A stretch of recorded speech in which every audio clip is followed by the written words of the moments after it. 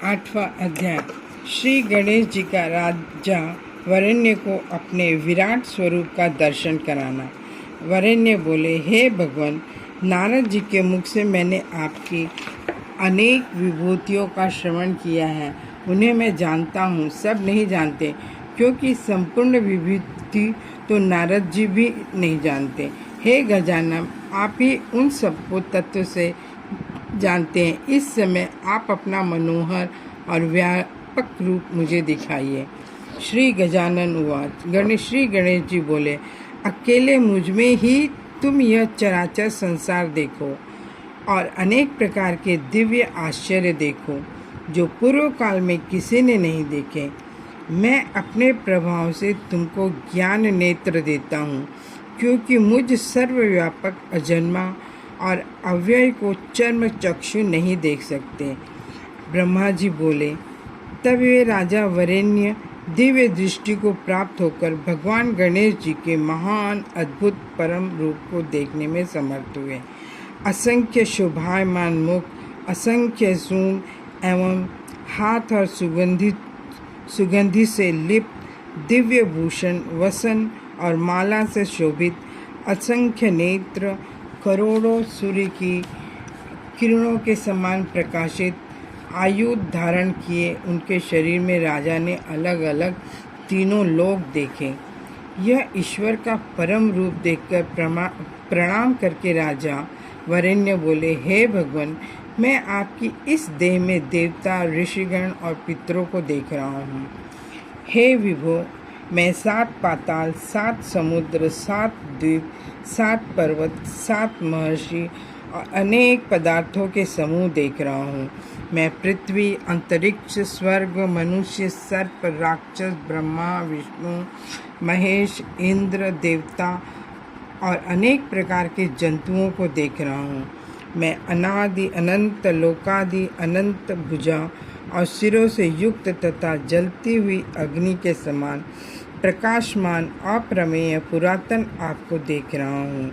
मैं किरीट कुंडल धारण किए कठिनाई से देखने योग्य आनंददायक तथा विशाल वक्षस्थल युक्त आप प्रभु का दर्शन कर रहा हूँ। देवता, विद्याधर, यक्ष, किन्नर, मुनि, मनुष्य, नृत्य करती हुई अप्सराओं और गान करते हुए गंधर्वों से आपका स्वरूप सेवित है। 8 वसु, 12 आदित्यों के गण, सिद्ध साध्य, ये सब प्रसन्नता पूर्वक आपकी सेवा करते हैं और महाभक्ति से विस्मय को प्राप्त होकर आपको देखते हैं। ये आपको ज्ञाता, अक्षर, वेद्य, धर्म के रक्षक, पाताल, दिशा, स्वर्ग और पृथ्वी में व्यापक और ईश्वर जानते हैं। आपके रूप को देखकर संपूर्ण लोक तथा मैं भी डर गया हूँ। यह आपका मुख अनेक तीक्ष्ण दाढ़ों से भयंकर है तथा आप अनेक विद्याओं के पारगामी हैं। प्रलय की अग्नि के समान दीप्तिमान आपका मुख है, जिसकी जटाएं आकाश को छूती है। हे गणेश जी, आपका यह रूप देखकर मैं भ्रांत हो गया हूँ। देवता, मनुष्य, नागादि और खग तुम्हारे उदर में शयन करते हैं। ये अनेक योनियों को भोगकर अंत में आप में ही उसी प्रकार प्रवेश करते हैं, जैसे सागर से उत्पन्न हुए मेघ के जल बिंदु फिर उसी में लीन होते हैं। इंद्र, अग्नि, यम, निरुक्ति, वरुण, वायु, कुबेर, ईशान, सोम, सूर्य और संपूर्ण जगत, यह सब आप ही है। हे स्वामी, मैं आपको नमस्कार करता हूँ। आप मेरे ऊपर अब कृपा करें। आप मेरे द्वारा पूर्व में देखा हुआ अपना सौम्य रूप मुझे दिखाइए। हे भूमन, अपनी इच्छा से क्रीड़ा करने वाले आपकी लीला को कौन जान सकता है। आपकी कृपा से मैंने इस प्रकार का ऐश्वर्यशाली रूप देखा, क्योंकि आपने प्रसन्न होकर मुझे ज्ञान चक्षु दिए थे। श्री गणेश जी बोले, हे महाभाव, योग न करने वाले इस मेरे रूप का कभी भी दर्शन नहीं पाते। सनकादि तथा नारदादि मेरे अनुग्रह से इस रूप का दर्शन करते हैं।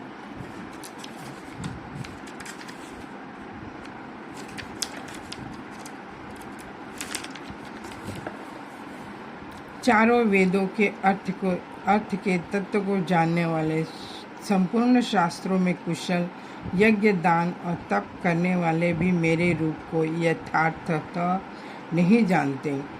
मैं भक्ति भाव से जानने, दिखने, प्राप्त होने के योग्य हूँ।